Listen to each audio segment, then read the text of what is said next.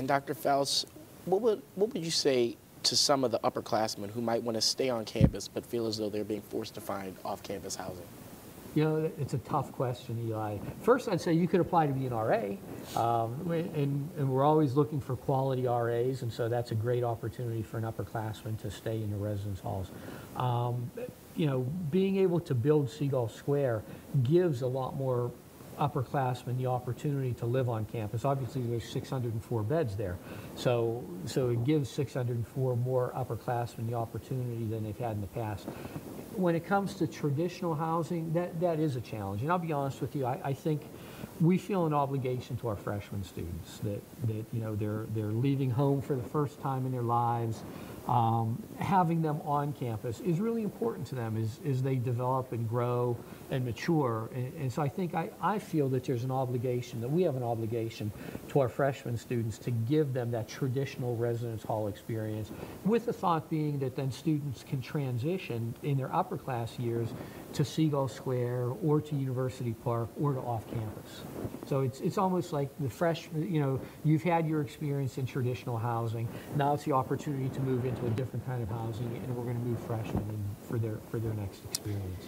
And changing course a little bit, tell us about your immediate reaction when you learned that you'd been named Vice President of Student Affairs. Well, I probably did a couple of double backflips, really excited, you know, as you can imagine, because this has really been a terrific experience for me. I have an incredible staff in Student Affairs. I have a really hard-working staff. They're really, truly committed to students. And they do whatever is necessary to help students to be successful. So to be given the opportunity to be the vice president of such a dynamic and energetic staff, and to be able to continue to work with them was really just outstanding. So I was really excited to have that opportunity. And what are some of the changes that you plan to make or initiatives that you plan to focus more attention on and send some more of your resources in your new capacity? Well, one of the things, Eli, that I talked about in my interview, and I really feel passionately about it, I call it duty to care. You know, I think we've done a terrific job as it relates to physical facilities, building Seagull Square, building our comprehensive housing renovation plan, doing those renovations. I also want to continue with athletics as well. I think there's a lot of opportunities to do some things in athletics in regard to building, whether it's a stadium. I'd love to see a new stadium.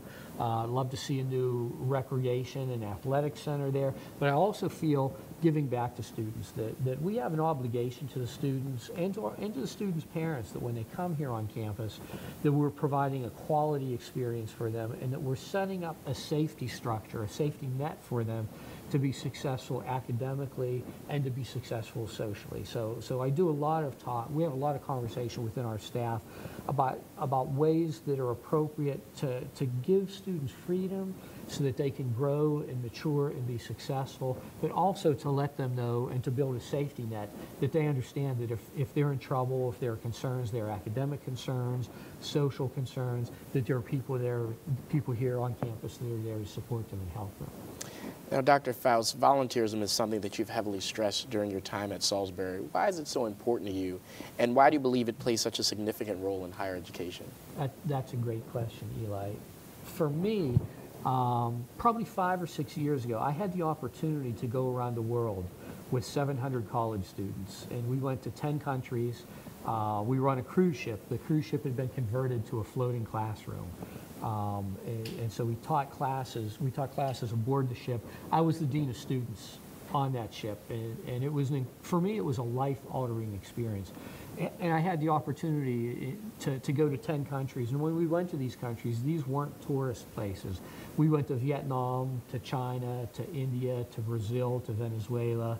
And we went in sort of to third world nations. We spent about a week in each of those countries.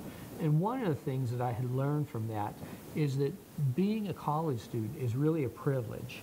And when you take a look at the whole world's population, and then the world's population of those who've gone to college, fewer than 1 in 1,000 people across the globe have the privilege of going to college and having the college experience.